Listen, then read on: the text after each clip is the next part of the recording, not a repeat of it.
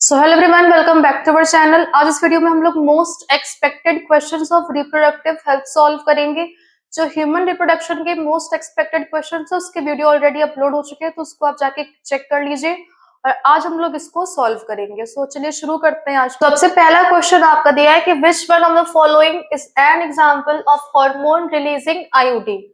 2021 में क्वेश्चन आपका आया है, इसका आंसर होगा LNG-20। Select the hormone releasing intrauterine devices.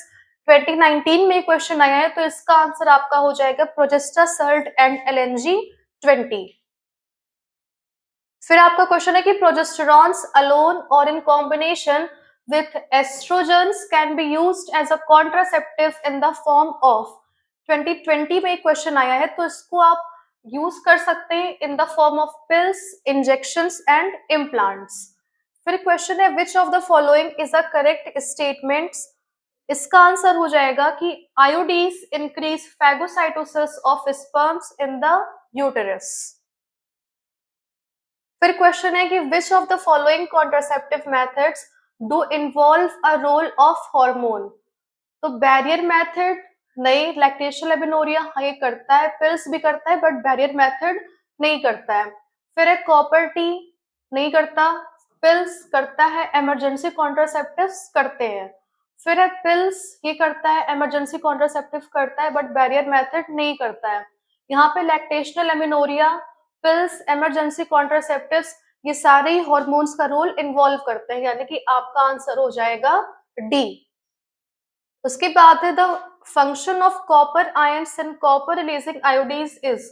2017 में क्वेश्चन आया है, तो लिखा है they suppress sperm motility and fertilizing capacity of sperms. यही स्टेटमेंट आपका करेक्ट है। फिर आपको क्वेश्चन है कि in context of amniocentesis which of the following statement is incorrect. 2016 में क्वेश्चन आया है, तो इसका आंसर है it is used for prenatal sex determination. ये आपका बिल्कुल सही है। फिर है it can be used for detection of down syndrome. ये भी सही है। It can be used for detection of cleft palate. ये स्टेटमेंट आपका गलत है। फिर it is usually done when a woman is between 14 to 16 weeks pregnant. ये भी सही है, यानी कि यही स्टेटमेंट आपका रॉन्ग है, तो आप इसी को क्या कर देंगे, टिक मार्क कर देंगे। आपसे रॉन्ग स्टेटमेंट ही तो पूछा है, तो इसलिए आपका आंसर नंबर हो जाएगा सी। उसके बाद है which of the following is incorrect regarding vasectomy. 2016 का ही क्वेश्चन है। फिर है no sperm occurs in seminal fluid. ये आपका सही है। फिर लिखा है no sperm occurs in epididymis. ये स्टेटमेंट आपका गलत है। फिर लिखा है vas differentia is cut and tied. ये भी सही है। इरिवर्सिबल स्टेरिलिटी, ये भी सही है, यानी कि इसका आंसर आपका हो जाएगा सेकंड, क्योंकि यहाँ पे भी आपसे क्या पूछा है, रॉन्ग स्टेटमेंट। फिर आपका क्वेश्चन है कि which of the following is hormone releasing IOD. अभी मैंने कराया था, यहाँ पे हो जाएगा LNG-20। कब आया है, नेट 2016 में। उसके बाद आपका है कि tubectomy is a method of sterilization in which. तो small part of the fallopian tube is removed और टाइड अप। यही आंसर आपका इसमें सही हो जाएगा। अगर वेसेक्टोमी लिखा होगा तो उसमें आप मार्क करेंगे वास्ट डिफरेंस की, वास्ट डिफरेंस को कट करके टाई कर देते हैं। और अगर ट्यूबेक्टोमी लिखा है यानी कि फेलोपियन ट्यूब की बात कर रहा है। फिर लिखा है कि which of the following can not be detected in a developing foetus by amniocentesis. 2013 का ही क्वेश्चन है। क्लाइनफिल्टर सिंड्रोम डिटेक्ट कर सकते हैं, सेक्स ऑफ द फीटस बिल्कुल डिटेक्ट कर सकते हैं, डाउन सिंड्रोम कर सकते हैं, लेकिन अगर जॉइंडिस की बात करें तो नहीं कर सकते, यानी कि यही आंसर आपका हो जाएगा डी। फिर है question one of the legal methods of birth control is. 2013 में क्वेश्चन आया है, तो लिखा है abortion by taking an appropriate medicine by abstaining from coitus from day 10 to 17 of the menstrual cycle. आप यहाँ पे यही आंसर मार्क कर देंगे। फिर मैचिंग बेस्ड क्वेश्चन है। अगर यहाँ पे आपको मेथड्स दिए हैं और उसके फीचर दिए हैं। अगर यहाँ पे कॉन्डम की बात करें तो ये बैरियर मेथड है। अगर कॉपर टी की बात करें तो वो रिलीज करता है कॉपर आयंस। ओरल पिल्स की बात करें तो वो क्या करता है, प्रिवेंट करता है ओव्यूलेशन। और अगर वैसेक्टोमी की बात करें तो वो मेल्स में होता है एज अ सर्जिकल मेथड, यानी कि 1/3। यहीं से आपका आंसर मार्क हो गया। एड्स को कौन कॉज करता है? वायरस। अगर सिफाइलिस की बात करें तो उसको कौन कॉज करता है? बैक्टीरियम। अगर गोनोरिया की बात करें तो उसे कौन करता है? बैक्टीरियम। और अगर जेनिटल herpes की बात करें तो वायरस। यानी कि ए का फर्स्ट, बी का सेकेंड, सी का फोर्थ और डी का थर्ड। फिर आपको मैचिंग बेस्ड क्वेश्चन है एमनियोसेंटेसिस। अगर एमनियोसेंटेसिस की बात करें तो किससे मैच करेंगे? Genetic order, detection. अगर आईवीएफ की बात करें तो fertilisation outside body. Lactational amenorrhoea की बात करें तो एक वो नेचुरल कॉन्ट्रासेप्शन है, और अगर एमटीपी की बात करें तो एक वो प्रेगनेंसी टर्मिनेशन है। यानी कि ए का फोर्थ, बी का फर्स्ट।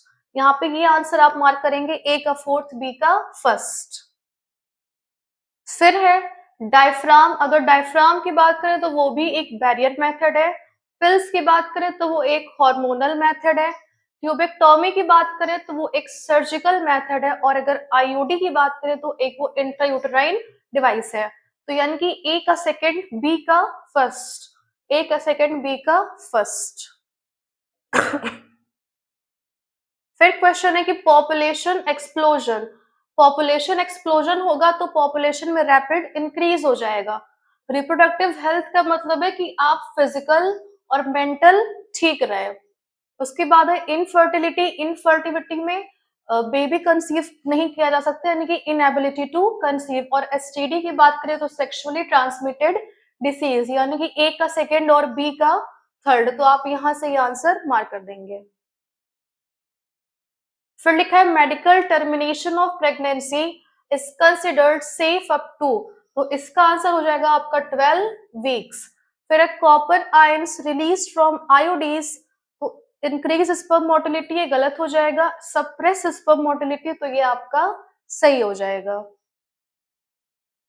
फिर क्वेश्चन है which of the following is a sexually transmitted infection. Typhoid नहीं है, निमोनिया ये भी नहीं है, गोनोरिया है, ये आपका एसटीआई है। फिर है विच कॉन्ट्रासेप्टिव मेथड प्रिवेंट्स ओव्यूलेशन। ये अभी मैंने आपको क्वेश्चन कराया था, इसका आंसर हो जाएगा ओरल पिल्स। फिर है in vitro fertilisation involves. Fertilisation inside uterus, गलत है। फर्टिलाइजेशन आउटसाइड बॉडी, बिल्कुल सही। यहाँ पे आईवीएफ क्या है कि फर्टिलाइजेशन होता है बॉडी के बाहर। फिर है medical termination of pregnancy is considered safe up to. ये क्वेश्चन आपका रिपीट हो गया, इसका आंसर होगा 12 वीक्स। फिर क्वेश्चन है which method is considered a natural contraceptive method. तो इसका आंसर आपका हो जाएगा विथड्रॉल मेथड। फिर है which one is a barrier method of contraception. तो इसका आंसर हो जाएगा आपका कॉन्डम।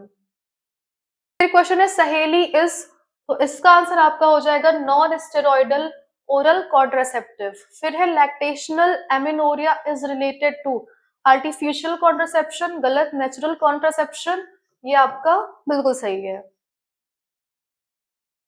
फिर transfer of ovum from a donor into the fallopian tube of another female is called.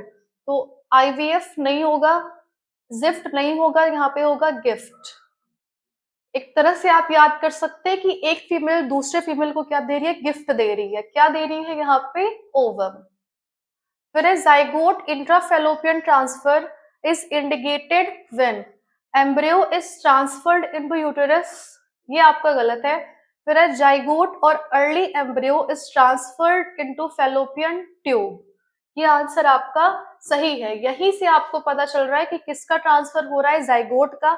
कहाँ पे हो रहा है? फेलोपियन ट्यूब में, इसलिए आप यहाँ से मार्क कर सकते हैं, आपका आंसर बी होगा।